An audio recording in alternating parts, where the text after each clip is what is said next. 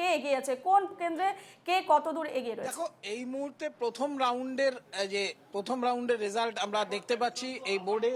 তোমায় দেখাই যে বাগদায়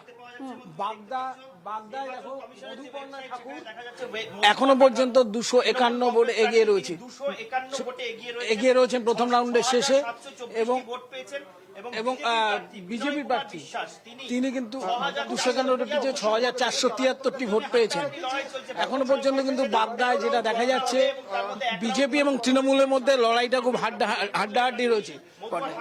এবং তার সাথে যদি আমরা রায়গঞ্জ দেখি, রায়গঞ্জে 3474 ভোটে এগিয়ে আছেন কৃষ্ণ কল্যাণী, 3474 ভোটে এগিয়ে রয়েছেন কৃষ্ণ কল্যাণী।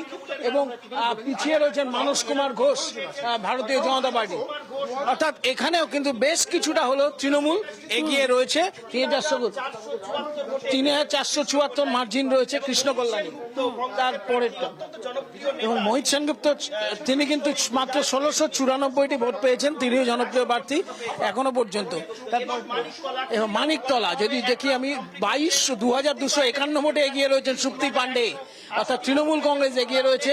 কল্যাণ চৌবে মাত্র 929টি ভোট পেয়েছেন। এবং রাজীব মজুমদার সিপিএম এর, তিনি 314টি ভোট পেয়েছেন। অর্থাৎ যে অভিযোগগুলো কল্যাণ চৌবে বারবার করছিলেন, সেক্ষেত্রে কিন্তু দেখা যাচ্ছে যে মাত্র 929টা ভোট পর্যন্ত কল্যাণ চৌবে। তবে রানাঘাট নিয়ে কিন্তু কমিশনের ওয়েবসাইটে এখন আমরা রানাঘাট নিয়ে এখনো ফলাফল পাইনি রানাঘাট বিধানসভা কেন্দ্রে।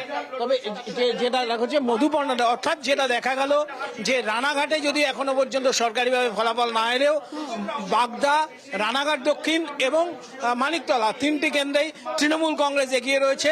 এবং তোমাকে জানিয়ে রাখি যে গত বিধানসভা নির্বাচনের নিরিখে যদি দেখা যায়, মানিকতলা ছাড়া তিনটি কেন্দ্রেই বিজেপি প্রার্থীরা জয়ী হয়েছিলেন।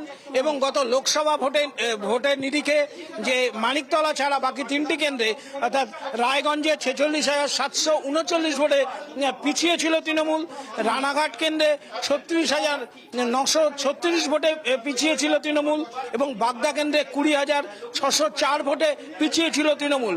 শুধুমাত্র মানিকতলায় 2021 সালে 20,238-এর যে মার্জিন ছিল তৃণমূলের, সেটাও কিন্তু 2024 সালে কমে এসে দাঁড়ায় 3,575।